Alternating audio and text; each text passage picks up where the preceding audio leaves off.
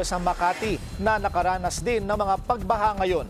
Naroon ang ating weather anchor na si Paulo Del Rosario. Paulo, bumaba na ba ang tubig baha dyan sa Makati at ano ang latest weather forecast? Well, nandito ako ngayon sa Chino Roces Corner EDSA kung saan kaninang umaga may umiikot na video na napapakita na hindi possible sa light vehicles ang lugar na ito. Pero nakita na natin ngayon na nagsubside na ang baha dito at patuloy na ang daloy ng traffic.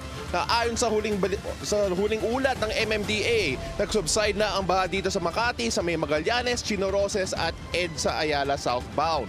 Pero dahil sa patuloy na dilubyo ng ulan na dala ng hanging habagat, na i-recommend ng OCD ang suspensyon ng pasok sa lahat ng mga antas sa mga susunod na lugar. Metro Manila, Zambales, Bataan, Pampanga, Bulacan, Cavite, Batangas, Rizal, Pangasinan, Tarlac at Occidental Mindoro. Ang ilang dam at ilog sa Metro Manila at mga karatig lalawigan nasa critical level na dahil sa patuloy-tuloy na pag-ulan. Lumagpas na sa normal water level ang Upper Wawa Dam, nasa 135.58 meters ng elevation kaninang alas 3 ng hapon. Sa Lamesa Dam naman, nasa 80.16 meters na ang tubig.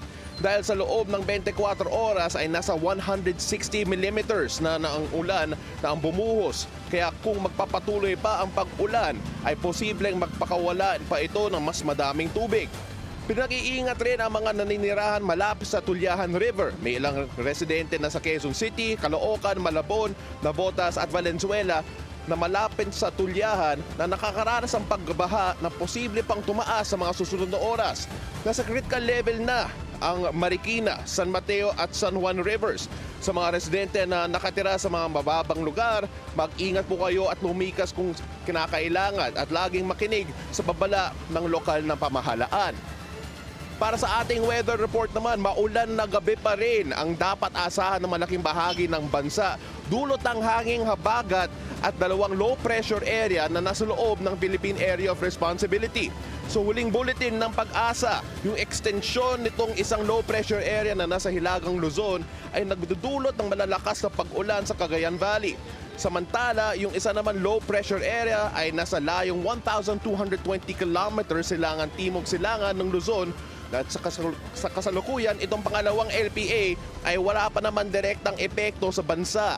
Ngunit ang parehas na low pressure area na ito ay nasa medium ang tsansa na maging isang ganap na bagyo sa susunod na 24 oras. At pinapalakas nito ang hanging habagat na siyang nagdadala ng mga pag-ulan sa malaking bahagi ng Luzon, Visayas at Mindanao. Kaya mag-ingat po tayong lahat sa mga pagbaha, sa pag-ulan at mga pagtumba ng mga poste at puno at pagguho ng lupa dahil sa malalakas at paminsan matitinding pag-ulan na dala ng hanging habagat at tatlong sama na panahon na nakaka-apekto sa bansa.